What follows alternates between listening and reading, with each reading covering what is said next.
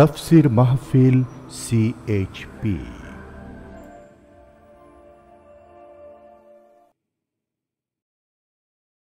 তাকে কিভাবে ডাকবো, তার কাছে কিভাবে দোয়া করব, কেমনে চাইবো, প্রত্যেকটি বিষয় তিনি কোরআনে কারীমের মাধ্যমে এবং নবী করিম সাল্লাল্লাহু আলাইহি ওয়াসাল্লামের মাধ্যমে আমাদেরকে পরিজ্ঞাত করেছেন, আমাদেরকে জানিয়ে দিয়েছেন। আলহামদুলিল্লাহ, একটি জিনিসও বাদ নাই যে আমাদেরকে তিনি বলে দেননি, সব বলে দিয়েছেন। এই পৃথিবীতে যিনি পাহাড়িয়া এলাকায় গিরিপথ তৈরি করেছেন মানুষের চলাফেরার জন্য, সমুদ্রে নাবিকদের জন্য চলাফেরার জন্য আকাশে তারকাখচিত করেছেন, মরুভূমির মধ্যে দিক নির্দেশনা পাওয়ার ব্যবস্থা করেছেন, সে আল্লাহ তাআলা আমাদের জীবনের বাঁকে বাঁকে, অর্থনীতি রাজনীতির মোড়ে মোড়ে, জীবন চলার বাঁকে বাঁকে আমার চলার পথের কোনো নির্দেশনা দেননি, এই কথা চিন্তা করাও একটি বোকামি ছাড়া আর কিছুই না। তিনি সৃষ্টি করেছেন, পথ বলে দিয়েছেন, সেই পথের দিশা দিয়েছেন যে কিতাবের মধ্যে, সেই কিতাবের নাম কোরআন শরীফ। বলেন কিতাবের নাম কি? কোরআন শরীফ। খুব সাদা মাঠা কথায় আমার ব্যক্তিগত আমার অত্যন্ত স্নেহাস্পদ জনাব ডাক্তার সৈয়দ আব্দুল্লাহ মোহাম্মদ তাহের, তার আব্বা বড় অলিউল্লাহ মানুষ ছিলেন, বড় আলেম ছিলেন, দুনিয়া থেকে বিদায় হয়ে গিয়েছেন। আল্লাহ তাকে জান্নাতুল ফেরদাউসের মেহমান বানিয়ে নিন। তিনি বিশাল একটি ছাত্র সংগঠনের নেতৃত্ব দিয়েছেন সারা দেশব্যাপী। তিনি যুদ্ধের ময়দানের জেনারেল। আজকে পার্লামেন্টে তিনি তার যোগ্য ভূমিকা রাখছেন। আমি আস্তে আস্তে শুনতেছিলাম এবং এখানে এসেও শুনলাম সেই কথাটি তিনি রিপিট করেছেন। সব জিনিসের একটি চলার পথ নির্দিষ্ট আছে। এ মানব গোষ্ঠীকে কোন পথে চলবে সেই পথ আল্লাহ দেননি, এই কথা বলা বেকুবি ছাড়া আর কিছুই নয়। আল্লাহ তাআলা পথ বলে দিয়েছেন, সে পথের নাম ইসলাম। পথের নাম কি? আর সেই ইসলামকে বোঝার জন্য আল্লাহ দিয়েছেন কোরআন শরীফ, আর দিয়েছেন যোগ্য নেতা, যাকে অনুসরণ করে চলা যায়। ওই রকম নেতা আল্লাহর আকাশের নিচে জমিনের উপরে নিষ্কলুষ, নিখুঁত, সলিড, এরকম নেতা পৃথিবীতে আর আসে নাই। তিনি বিশ্বনবী মুহাম্মদুর রাসূলুল্লাহ সাল্লাল্লাহু আলাইহি ওয়াসাল্লাম। ফাআইনা তাযহাবুন, তারে ফালাই রাখা যাও কই, কোথায় দৌড়াও, কোন নেতার পিছনে দৌড়াও? তিনি হচ্ছেন আসল নেতা, যিনি কোরআন দিয়ে নিজেকে সাজাইছেন। সুবহানাল্লাহ। হযরতে আয়েশা, তিনি আমাদের কি বলেন? গোটা বিশ্বের, সমগ্র বিশ্বের মোমেন মোমেনাত যারা কিয়ামত পর্যন্ত, সমস্ত মোমেন মোমেনাতদের মা, উম্মুল মুমিনিন হযরতে আয়েশা সিদ্দিকা রাদিয়াল্লাহু তাআলা আনহা, যার শানে কোরআনের আয়াত নাজিল হয়েছে। সুবহানাল্লাহ। তার কাছে প্রশ্ন করা হয়েছে, মা, রাসূলুল্লাহর চরিত্র সম্পর্কে কিছু বলুন। হযরত আয়েশা বললেন, তোমরা কি কোরআন পড়ো নাই?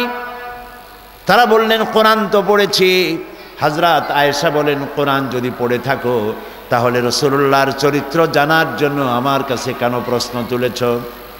কোরআনে কারিমে তোমরা যা পড়েছো তার বাস্তব নমুনা যদি দেখতে চাও তাহলে আল্লাহ নবীর দিকে তাকায়া দেখো। রাসূলুল্লাহ ছিলেন কোরআনের মুজাসসাম নমুনা। তিনি জীবন্ত কোরআন ছিলেন, চলমান কোরআন ছিলেন।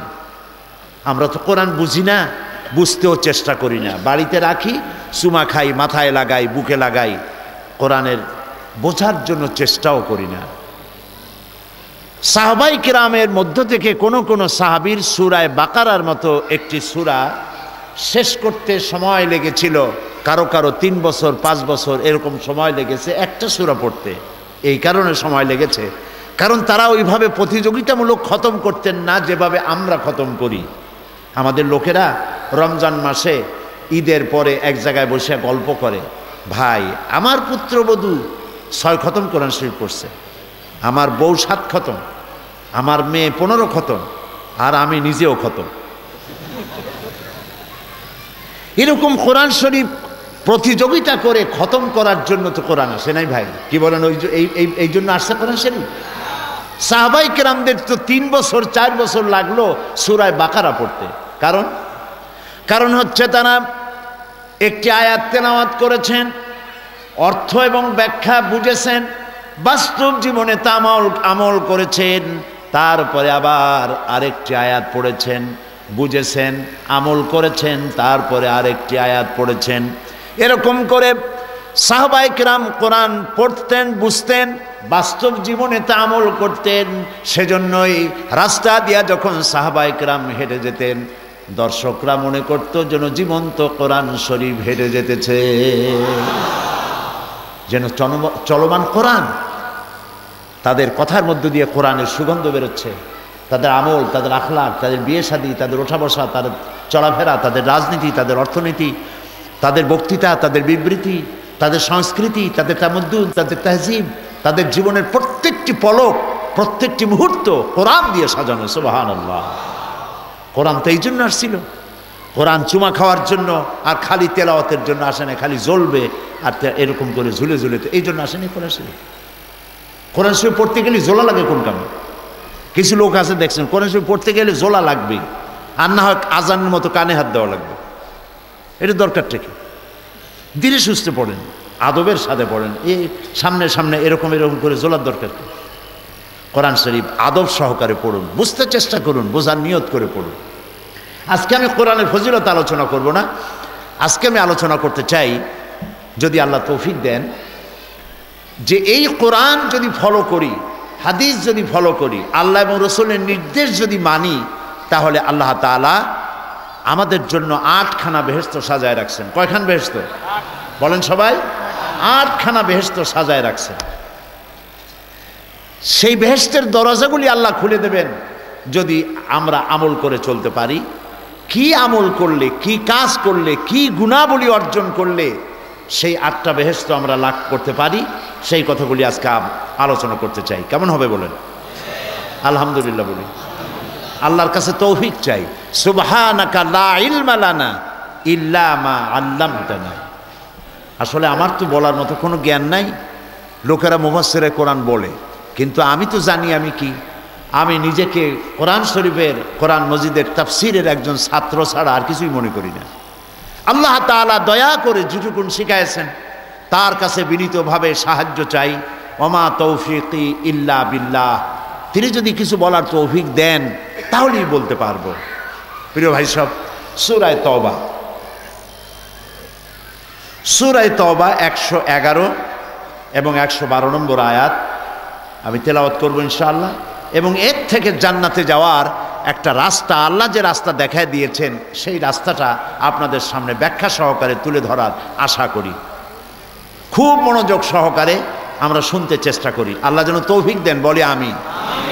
আগে শয়তান বিদায় করি। আগে কি বিদায় করতে হবে? শয়তান। কারণ শয়তান কিছুতেই চায় না যে আপনারা বসে বসে আল্লাহ তাআলার কালাম শুনুন। এটা কি শয়তান চাইবে? শয়তানের আজকের খুব বড় জ্বালার দিন, খুব কষ্টের দিন। এত মানুষ এক জায়গায় হইল কেন? নবী করিম সাল্লাল্লাহু আলাইহি ওয়াসাল্লাম বলেছেন, আরাফাতের দিন, ইয়াউমে আরাফা, 9 জিলহজ তারিখে শয়তান রে আমি এত খারাপ সুরতে দেখছি, এত খারাপ সুরতে কখনো দেখি নেই। শয়তান তো এমনি শয়তানের মতো, আরো বদসুরাত হয়ে যায় আরাফাতের ময়দানে। কেন? এই জন্য আল্লাহ তাআলা এই যে লক্ষ লক্ষ মানুষ সবাইকে মাফ করে দেবে, তাহলে এই শয়তান হয়ে লাভ হইল কি? এইটা হলো তার মনের কষ্ট।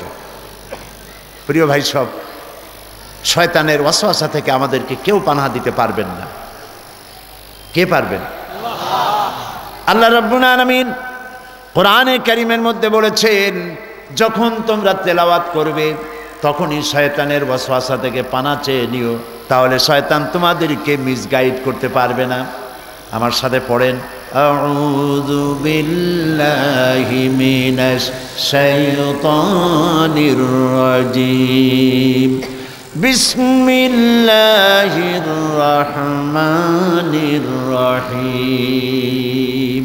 বিতাড়িত মরদুদ শয়তানের ওয়াসওয়াসা থেকে আল্লাহ তোমার কাছে পানাহ চাই। বলেন আমিন। আমাদেরকে আশ্রয় দাও, আমিন। আর পরম করুণাময় আল্লাহর নামে শুরু করছি।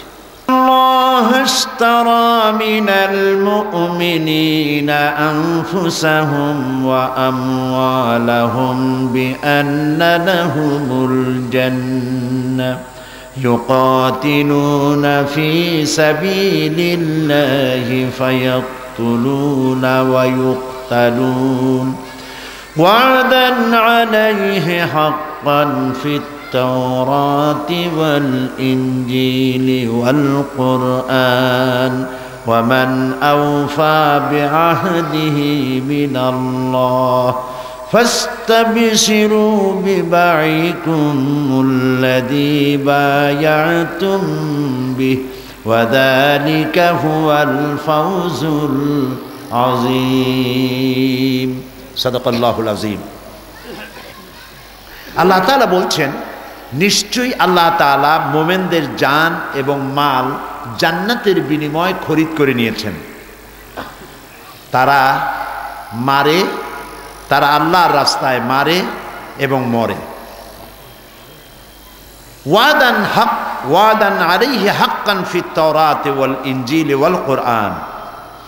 আল্লাহ তাআলা মোমেনদের জানমাল এর বিনিময়ে তাদেরকে যে জান্নাত দিবেন, এই ওয়াদা আল্লাহ তাআলা ইতিপূর্বে তাওরাতে করেছেন, ইনজিলে করেছেন, কোরআনেও করলেন। ওয়ামান আউফা বিআহদি মিনাল্লাহ, আর আল্লাহর চাইতে ওয়াদা পূরণকারী কে হতে পারে? ফাস্তাবশিরু বিবাইকুমুল্লাযী বায়াতুম বিহ, সুতরাং আল্লাহর সাথে যে কেনা বেচার চুক্তিটা করতে পারছো এই জন্য আনন্দ করো। ওয়া যালিকা হুয়াল ফাউজুল আযীম, আর এটাই হচ্ছে বড় রকমের সাফল্য। সুবহানাল্লাহ। এটি হচ্ছে আয়াতের শাব্দিক তরজমা। এবার একটু শানে নজুল শুনে নিলে সুবিধা হবে। তাবুকের যুদ্ধের প্রস্তুতি চলছে।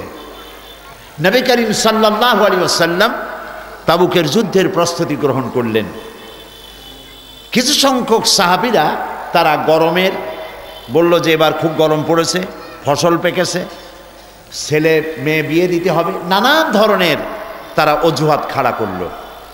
অর্থাৎ তারা আল্লাহর প্রতি ঈমান এনেছে, আল্লাহর উপরে ঈমান এনেছে, এই কথাই তো যথেষ্ট নয়, জান মাল আল্লাহর রাস্তায় বিলীন করে দিতে হবে। কিন্তু যখন পরীক্ষা আসলো, পরীক্ষায় তারা গাফলাতির কারণে, শয়তানের ওয়াসওয়াসার কারণে কিছু সংখ্যক লোক পরীক্ষায় তারা ফেল করলেন, তারা যেতে পারলেন না। অর্থাৎ বেচা কিনার শর্তকে তারা পূরণ করতে পারলেন না। তো তারা যাবেন না, যেতে পারবেন না, এই যে অজুহাত খাড়া করলো, এই অজুহাতের ভিত্তিতে আল্লাহ রাব্বুল আলামিন এই আয়াত নাজিল করলেন। সূরা তাওবার শানে নজুল এর ধারা যেভাবে বর্ণনা আল্লাহ করেছেন, সেই পর্যায়ক্রমে এই আয়াত পর্যন্ত এসেছে। আল্লাহ মোমেনদের পরিচয় এখানে দিলেন যে মোমেন আসলে কারা। তোমরা যারা বাড়িতে বসে থাকলে তোমরা, না যারা জান মাল নিয়ে জেহাদে ঝাঁপায়ে পড়েছে তারা, এখানে আল্লাহ তাদের পরিচয় দিচ্ছেন। আল্লাহ তাআলা বলছেন, ইন্নাল্লাহা আশতারা মিনাল মুমিনিনা আনফুসাহুম ওয়া আমওয়ালাহুম বিআন্না লাহুমুল জান্নাহ, নিশ্চয়ই আল্লাহ তাআলা মুমিনের জান এবং মাল খরিদ করে নিয়েছেন, বিনিময় দিয়েছেন কি বলেন সবাই? আচ্ছা, একটা প্রশ্নের জবাব তো দেন। আল্লাহ বলতেছেন আমি মোমেনদের জান মাল কিনে নিয়েছি। জান মাল কার? আমার জান আমার মাল, আপনার জান আপনার মাল কার? তো আমার জিনিস আমি কিনি কেমনে? এটা তো আল্লাহর জিনিস, আল্লাহ আবার কিনলেন কেমনে? এর অর্থটা কি? এর অর্থটা হচ্ছে জান মাল আল্লাহ তাআলা আমার কাছে আমানত রেখেছেন কিছুদিনের জন্য, ফর দ্য টাইম বিং, কিছুটা সময়ের জন্য আমার কাছে আমানত রেখেছেন। এটার মূল মালিক হচ্ছেন আল্লাহ। এর মূল মালিক কে? এই যে জমিনের উপর বসা আছেন, এই জমিনটা কারো না কারো, সেখান থেকে ওয়াকফ স্টেটের কাছে আসছে। যে বাড়িতে আপনি বাস করেন সেই বাড়িটা আপনার নামে, কিন্তু গভর্নমেন্ট যদি ইচ্ছে করে তাহলে আপনার বাড়ির উপর দিয়ে রাস্তা চালায় দেবে, আপনাকে কিছু কম্পেনসেশন দিয়ে দেবে, কিছু ক্ষতিপূরণ দিয়ে দেবে। তাহলে আপনি মালিক, এরপরে গভর্নমেন্ট মালিক, আর সব কিছুর মালিক হচ্ছেন, এই মালিকানা ভোগ করবেন কিছু সময়ের জন্য আমানত, কিন্তু মূল মালিক আল্লাহ। মূল মালিক কে? কোরআনে কারিমে আল্লাহ রাব্বুল আলামিন বলেন, লিল্লাহি মা ফিস সামাওয়াতি ওয়া মা ফিল আরদ, আকাশ এবং জমিনে যা কিছু আছে এর একচ্ছত্র মালিকানা আল্লাহ রাব্বুল আলামিনের। সবটার মালিক আল্লাহ তাআলা। তো তিনি কিনলেন কি? আমার জান আমার মাল, এটা সবটাই আল্লাহর। আল্লাহ কিনে নিলেন কি? কিনলেন আমার ইচ্ছাটা। তার মানে হচ্ছে আমার কাছে আমানত যে মালটা রাখা হয়েছে, যে জানটা রাখা হয়েছে, এই জানটা, এই মালটা আল্লাহর ইচ্ছার বাইরে খরচ করতে পারবো না। কথা কি বুঝে আসছে? কথা বুঝে আসছে? খরচ করতে হলে আল্লাহর রাস্তায় খরচ করতে হবে। যারা এই জানমাল বিক্রি, আল্লাহ আমাদেরকে জানমাল কিনে নিয়েছেন, বিনিময় জান্নাত দিয়েছেন, এটা একটা এগ্রিমেন্ট হয়ে গেছে, একটা চুক্তি হয়েছে। কার সাথে বলুন? সেই চুক্তিটা হয়েছে কিসের সূত্র দিয়ে? কালেমার সূত্র দিয়ে। যখনই আমরা পড়েছি লা ইলাহা ইল্লাল্লাহু মুহাম্মাদুর রাসূলুল্লাহ, এই কলেমার সূত্র দিয়ে আমার জান মাল সবটা আল্লাহর কাছে বিক্রি হয়ে গেছে। এখন আমি ইচ্ছা করলেই আমার টাকা, আমার পয়সা যারে তারে চান্দা দিতে বলেন পারি না। আমার জীবনটা যেখানে সেখানে খরচ করতে পারি না। যেমন ধরেন, আমাদের কোনো লোক যদি মারা যায়, কোনো মুসলমান যদি মারা যায়, কবরের সময়, কবরে রাখার সময় কি বলা হয়? বিসমিল্লাহে ওয়ালা মিল্লাতে রাসূলিল্লাহ। মানে কি? মানে হলো আল্লাহর নামে রসুলের দলে উঠাই দিয়ে গেলাম। সোজা কথায় বলতে পারেন যে আল্লাহর নামে রসুলের গাড়িতে উঠাই দিয়ে গেলাম, রসুলের দলে উঠাই দিলাম। এখন আপনি একটু চিন্তা করেন, একটু ভাবুন, অল্প সময়ের জন্য একটু চিন্তা করুন, আল্লাহর নামে রসুলের দলে উঠাইলেন কারে? এই লোকটি যখন যুবক ছিল, সে যখন কলেজে বিশ্ববিদ্যালয়ে পড়াশোনা করত, ছাত্র জীবনে দেওয়ালে দেওয়ালে যা কিছু সে লিখেছে আল্লাহর কাজে লাগে নাই। সে যে হরতাল করেছে, মিছিল করেছে, বক্তৃতা বিবৃতি দিয়েছে, আল্লাহর কাজে লাগে নাই। তারপরে যখন ছাত্র জীবন চলে গেল, কবি হলো, সাহিত্যিক হলো, তার একটি কবিতা, তার সাহিত্যের একটি লাইন আল্লাহর কাজে, রসুলের কাজে লাগে নাই। অথবা সে রাজনীতিবিদ হলো, তখন সে যে বক্তৃতা করলো, হরতাল করলো, মিছিল করলো, বক্তব্য রাখলো, তার কোনো চিন্তা চেতনা, তার কোনো কাজ আল্লাহর কাজে, রসুলের কাজে লাগলো না। অবশেষে যখন এই লোকটি মারা গেল, রসুলের গাড়িতে কারে উঠাইলেন? যার শৈশব, যার যৌবন, যার বার্ধক্য, যার ছাত্র জীবন, যার রাজনৈতিক জীবন, কবি সাহিত্যিক জীবনের, বুদ্ধিজীবী জীবনের একটি লাইন, একটি চেষ্টা, একটা কথাও আল্লাহ এবং রসুলের কাজে লাগে নাই। এই মরা পচা দেহ রসুলের গাড়িতে উঠায় দিলেন। রসুলের গাড়ি কেন এই লোকটাকে গ্রহণ করবে? কেন করবে? বুঝে আসতেছে কথা? সুতরাং আপনি আপনার মাল এবং আপনার জান খরিদ করে নিয়েছেন আল্লাহ তাআলা। কে খরিদ করেছেন? আল্লাহ তাআলা খরিদ করেছেন। কাজে আপনি যে বক্তৃতা করবেন, আপনার বক্তৃতায় যে শক্তি লাগবে, শক্তি জিহাদের শামিল, যদি এই বক্তব্য আল্লাহর কাজে লাগে। আপনি আল্লাহ আপনার টাকা দিছে, যারে তার আপনি চান্দা দিতে পারবেন না। যে ব্যক্তি ধর্মনিরপেক্ষ মতবাদের আন্দোলন করে, আপনি চান্দা দিবেনই না, হারাম। আপনি চাঁদা দিবেন যারা ইসলাম করে তাদের জন্য, মসজিদে দিবেন, মাদ্রাসা দিবেন, এতিমখানা দিবেন, লিল্লা বোর্ডিংয়ে দিবেন, ঠিক না? যে ব্যক্তি ধর্মনিরপেক্ষ মতবাদের আন্দোলন করে, তাকে আপনি চাঁদাও দিতে পারেন না, টাকা পয়সা কিছু দিতে পারেন না, এমনকি তাদের পক্ষে কাজও করতে পারেন না, ভোটও দিতে পারবেন না। কারণ আমরা মুসলমান, আমাদের প্রত্যেকটি পদক্ষেপ নিতে হবে আল্লাহর হুকুম অনুযায়ী, উল্টাপাল্টা করতে পারবো না। গতকাল আমি কাদিয়ানীদের সম্পর্কে কথা বলছিলাম, মনে আছে? মনে আছে আপনাদের? কাদিয়ানীরা যে কাফের, এই ব্যাপারে কি কোনো আলেমের দ্বিমত আছে? যদি সাহস থাকে একজন আলেম দাঁড়াক পৃথিবীর কোন এক প্রান্ত থেকে, যে কাদিয়ানীরা মুসলমান, দাঁড়াক তো দেখি কোন আলেম দাঁড়ায়। ইসলাম বোঝে কারা? আলেমরা না ধর্মনিরপেক্ষবাদের নেতা নেত্রীরা? কারা বোঝে বলেন? কাদিয়ানীরা যে অমুসলিম, এতে তো কোনো সন্দেহ নাই, এরা কাফের। কাদিয়ানীরা কি? আর কাফের হওয়ার কারণে বিগত 100 বছরের ভেতরে কোনো কাদিয়ানী মক্কা শরীফ যাইতে পারে নাই, তারা হজ করতে পারে না। সৌদি গভর্নমেন্ট তাদেরকে হারাম শরীফে প্রবেশ করা হারাম করে দিয়েছে, কিয়ামত পর্যন্ত তারা মক্কা শরীফে যেতে পারবে না। গোলাম মোহাম্মদ কাদিয়ানীকে যতদিন পর্যন্ত তারা নবী বলে মানবে, মক্কা শরীফে প্রবেশ নিষেধ। কারণ লেখাই আছে, আপনারা যখন হজে যারা যাবেন বা বিভিন্ন জায়গায় যখন আপনারা পাসপোর্ট ইত্যাদি করেন, লেখা আছে ধর্ম। ওটা কি? রিলিজিয়ানটা কি? তো লেখেন ইসলাম। তারপরে কি লেখা থাকে? সুন্নি লেখা থাকে না? কাদিয়ানীরা কাদিয়ানি লেখে, তারা মুসলমান না। এই জন্য হুদুদ হারাম, সেখানে লেখা আছে নন মুসলিম এন্ট্রি স্ট্রিক্টলি প্রহিবিটেড। কোনো অমুসলমান হারাম শরীফে প্রবেশ করতে পারে না। এই জন্য বিগত 100 বছরের ভিতরে কোনো কাদিয়ানি মক্কা শরীফ মদিনা শরীফে যাইতে পারে নাই, তাদের মক্কা মদিনায় প্রবেশ করা হারাম। এদের পক্ষ অবলম্বন করেছে তথাকথিত বুদ্ধিজীবী এবং সাংবাদিক আর বামপন্থী দলেরা। প্রিয় ভাই সব, মনে রাখতে হবে, 1 পৌষে শীত যাবে না, আবার নির্বাচন আসবে। যারা কাদিয়ানীদের পক্ষে বিবৃতি এবং বক্তব্য রেখেছে, বাংলাদেশের মুসলমান তাদেরকে একটি ভোটও দেবে না।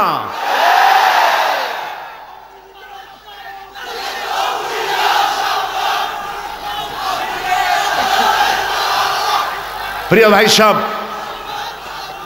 সমস্ত শিরক এবং বিদআত আর কুফরির পথে তারা কাজ করে।